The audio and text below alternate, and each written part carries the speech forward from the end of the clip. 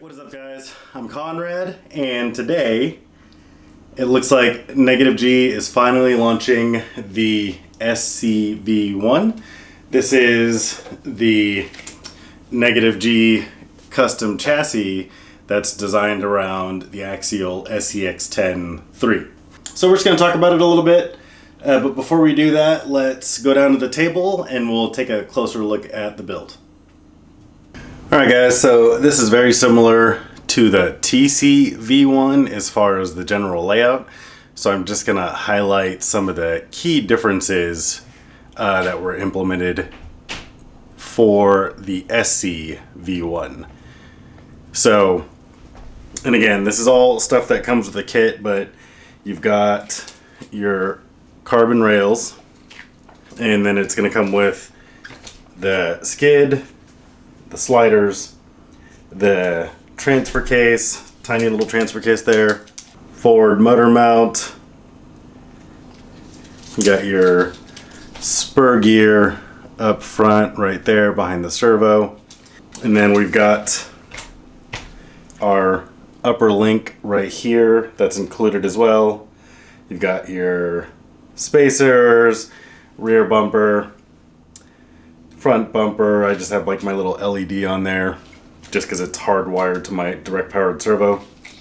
Some things that are kind of unique compared to the TC is that we have these forward link risers for the rear upper links. Now, I'm not going to get too technical, I'll let Jess do that, but the reason why these aren't on the TC is because the Anti-Squat on the axial trucks, it doesn't work the same as on the Traxxas. Because on the Traxxas, we found that adding a rear link riser was great. It added Anti-Squat, and the truck just like kind of hooks up on climbs. On the axials, for some reason, that doesn't work the same, and I think Jess said it's something about how the pinion spins in the opposite direction.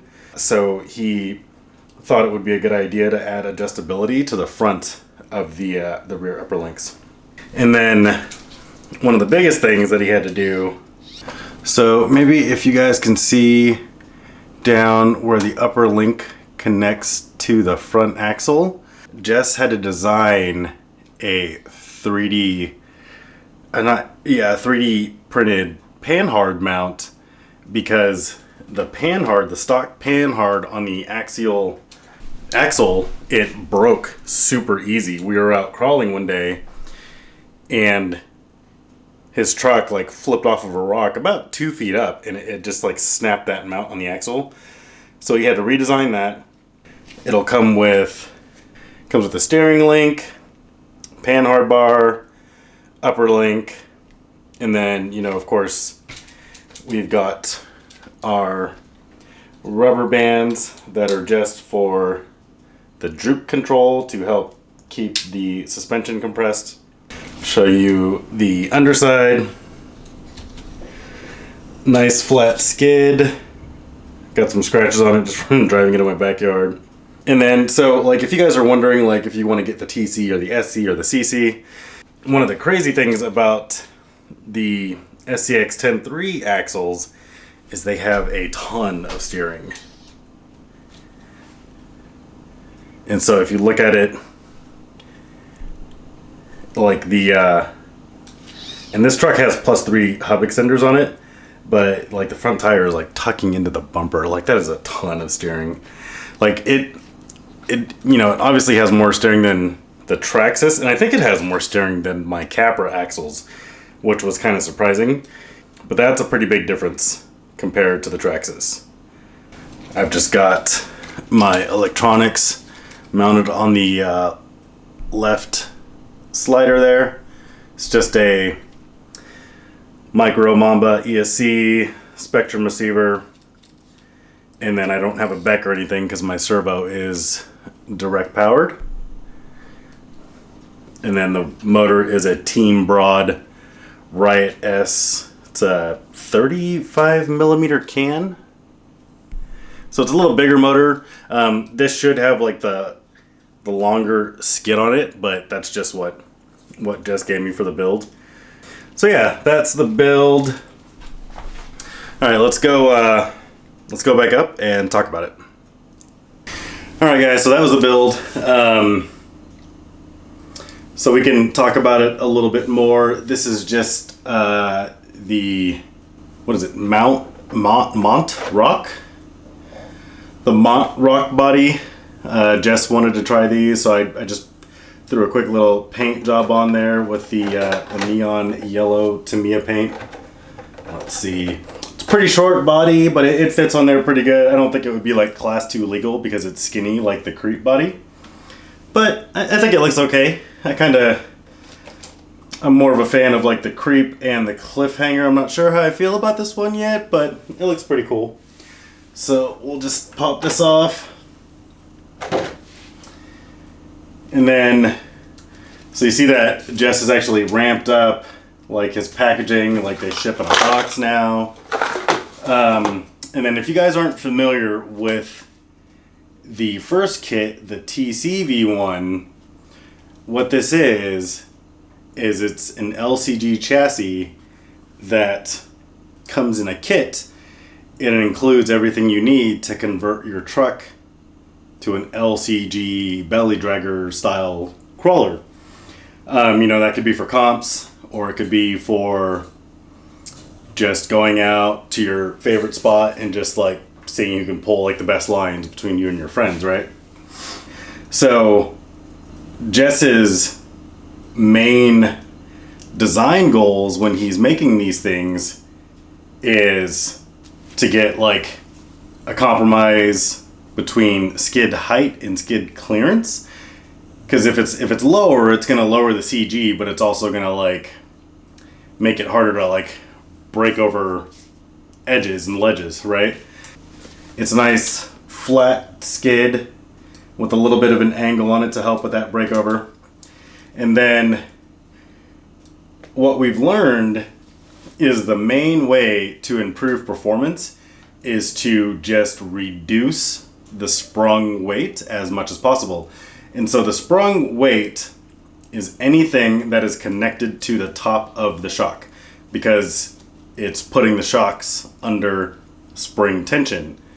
Unsprung weight is anything connected to the bottom of the shocks. So basically anything on the axles is unsprung. So we've got carbon fiber rails, 3D printed skid and sliders, really tiny transfer case, and that all adds up to reduce the sprung weight.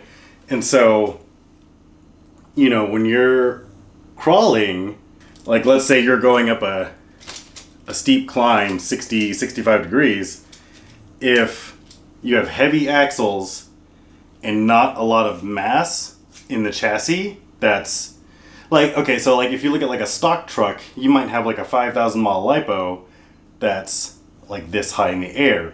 All of that weight is going to pull you backward when you're climbing, or if you're side hilling, it's gonna pull you sideways. So that's kind of the main reason why you would want to switch to an LCG chassis, is you're reducing sprung weight, you're getting more options for your shock setup.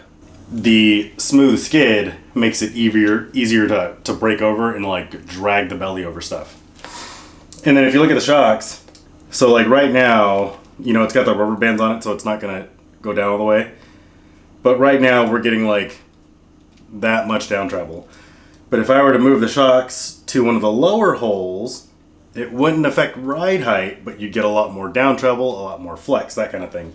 So you just have like, a lot of tuning options for the shocks. And then even though this kit is designed for the axial SCX10iii, we're still using the Traxxas body mounts, just because it's like they're easy to get and it's pretty straightforward. You don't have to worry about like bolting anything to the shock towers or anything like that. Now normally I would go out and get some running footage for you guys, but unfortunately it actually snowed overnight, so it's been kind of gross all day, so no running footage. But it's gonna perform pretty similar to the SC-v1, but like I mentioned earlier, it does have a ton more steering. Is that showing up on the camera? Like, yeah, these axles they have an insane amount of steering.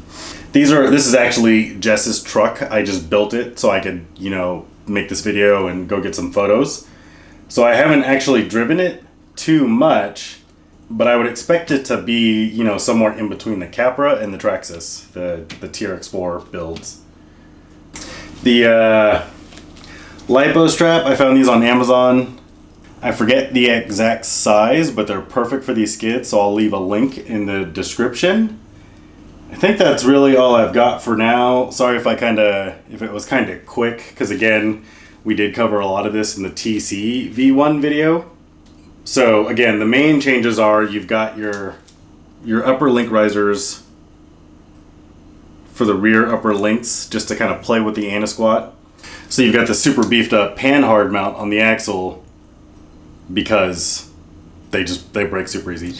And then I don't know if Jess has updated the instructions yet, but if you can see the steering link, in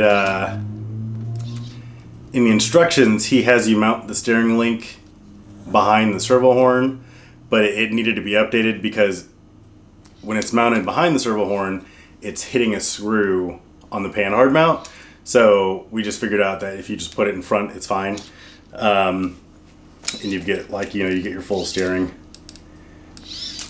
Crazy amount of steering. But yeah, guys, that's it for the tabletop. Sorry we couldn't get any running footage, but if you have any questions, leave them in the comments, and then be sure to join the Facebook group. I'll leave a link for that in the description as well, because that's where Negative G is making all their announcements. And then this guy is going on sale tonight, December 10th at 7 p.m. Mountain Standard Time. So I think that's like 6 p.m. Pacific. You can math the rest. Alright guys, thanks for watching, and we'll see you out on the rocks.